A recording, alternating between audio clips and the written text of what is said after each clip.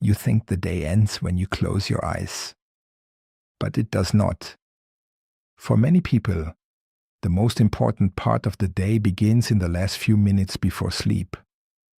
When the face becomes still, the room becomes quiet, and the mind has nothing left to defend itself with. This is when the same thoughts return. The conversation you should have handled differently. The work you did not finish. The person who made you feel small. The thing you promised yourself you would stop doing, but did again. You call this overthinking. But I would ask you to look more carefully. Because what happens in the final 5 minutes before bed may not be random noise. It may be the moment where you teach your unconscious what kind of life you are willing to repeat. 5 minutes before bed can change everything. Not because of magic. Not because of some pleasant phrase whispered into the darkness. But because just before sleep, you are no longer fully in the world, and not yet fully in the dream. You are standing at the door, and what you carry through that door matters. Most people use this moment to poison themselves. They lie down with a phone in their hand and feed the mind more images, more fear, more comparison, more unfinished desire. Then they close their eyes and expect peace. But the unconscious does not receive your wishes. It receives your emotional instructions. It hears what you repeat. It feels what you rehearse.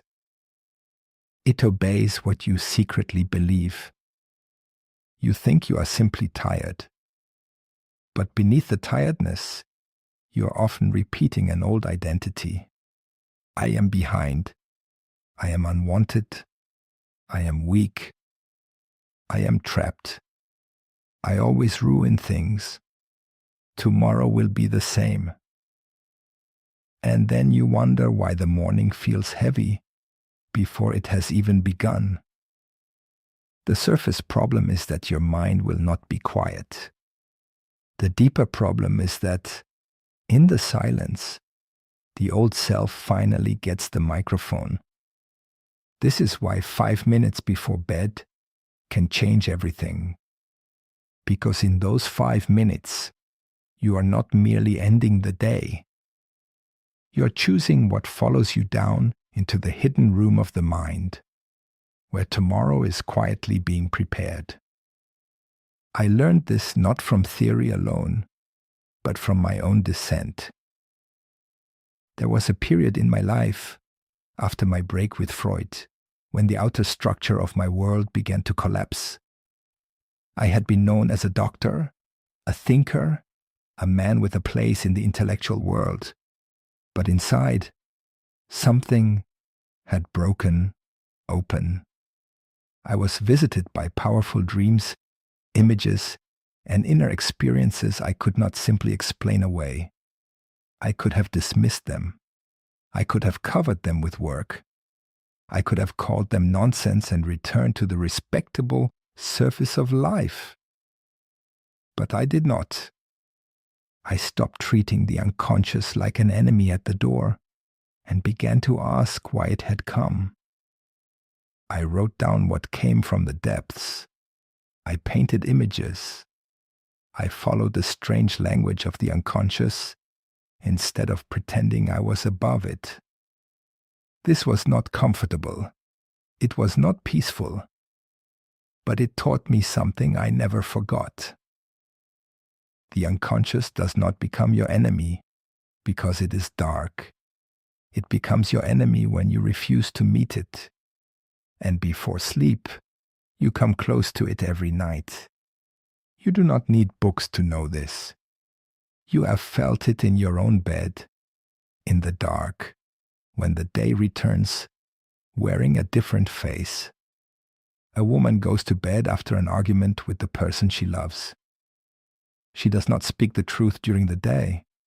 She smiles, says it is fine, keeps the peace. But at night, she replays the insult again and again. She imagines what she should have said. She imagines leaving. She imagines being abandoned. By morning, she is not rested. She has slept beside the wound, and now she wakes prepared to defend it. The relationship has not only hurt her, she has rehearsed the wound until it became her identity.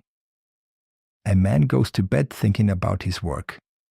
His boss spoke to him like he was nothing. All evening, he told himself to ignore it. But before sleep, he sees the boss's face. He hears the words again. He feels small again. And without knowing it, he gives the unconscious a command. This is who I am here. This is my place. This is what I must endure. Then he wakes and walks back into the office, not as a free man with a difficult job, but as a prisoner who has accepted his sentence. Not only because the job is difficult, but because the night has trained him to enter it as a defeated man. Another person says, "Tomorrow I will change. Tomorrow I will stop scrolling. Tomorrow I will stop drinking. Tomorrow I will stop avoiding the work. Tomorrow I will finally become disciplined." But just before sleep, this person does not feel the new life. They feel disgust. They feel failure. They fall asleep under the weight of self-contempt. And the unconscious receives the real message. Not "I will change," but "I am the one who always fails." This is why the last 5 minutes are not empty. They are the place where the old life asks for permission to continue. Because the unconscious is not impressed by your plans. It is impressed by what you emotionally accept as true. So do not use those minutes to beg for a better life, while secretly worshipping the old one. Use them to withdraw your loyalty. Turn the phone away. Let the room become quiet. Do not perform. Do not force happiness. Do not lie to yourself with bright words you do not believe.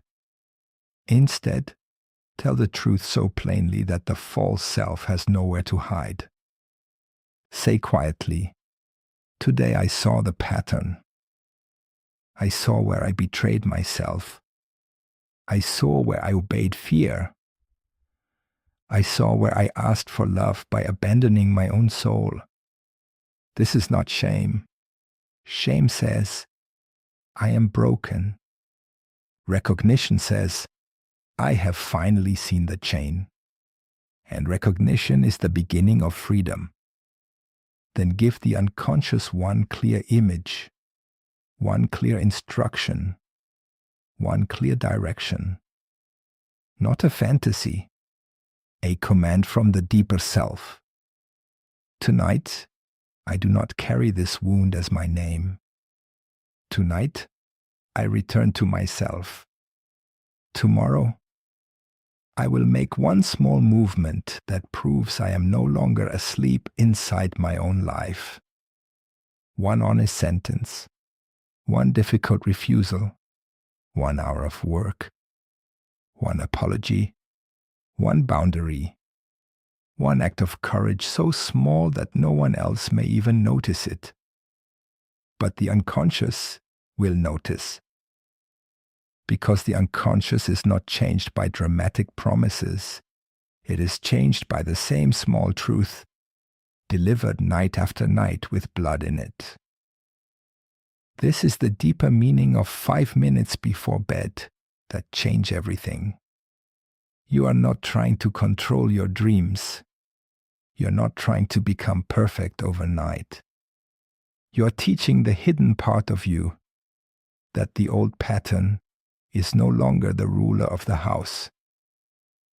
Every night, You approach the gate.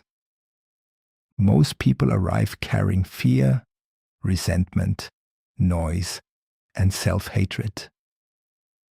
Then they wonder why the same life waits for them in the morning. But you can arrive differently. You can arrive with one truth. You can arrive with one decision. You can arrive with one image of yourself no longer kneeling before the thing that has been ruling you. This is not easy, because part of you wants to keep the old pain. It is familiar. It gives you an excuse. It tells you who you are. Even suffering can become a home if you live there long enough. But before sleep, the house of suffering becomes less solid. For a few minutes, you can see the door. So tonight, before you surrender to sleep, do not ask only how to relax. Ask what you are about to plant. Because the mind does not simply rest at night. It prepares. It sorts. It deepens. It repeats. It builds tomorrow from the material you give it. Give it fear, and it will build another cage. Give it resentment, and it will sharpen another weapon. Give it self-contempt, and it will prepare another defeat. But give it truth, and it will begin to reorganize around truth. Give it a small act of courage, and it will begin to search for the next one. Give it the image of you standing upright in the place where you used to collapse, and something ancient in you will begin to listen. 5 minutes before bed can change everything. Not because the night saves you, but because just before sleep, you can stop handing your soul back to the thing that wounded it. And if you do this night after night, quietly, honestly, without performance, you may wake one morning and feel something different beneath the surface. Not happiness. Happiness is too light for this. Something stronger. The quiet sense that you belong to yourself again. And that is where transformation starts. Not with a dramatic promise, but with the final thought you refuse to surrender to fear. Before sleep, you stand at the doorway of the unconscious. Be careful what you bring with you, because what enters the night may return as your life.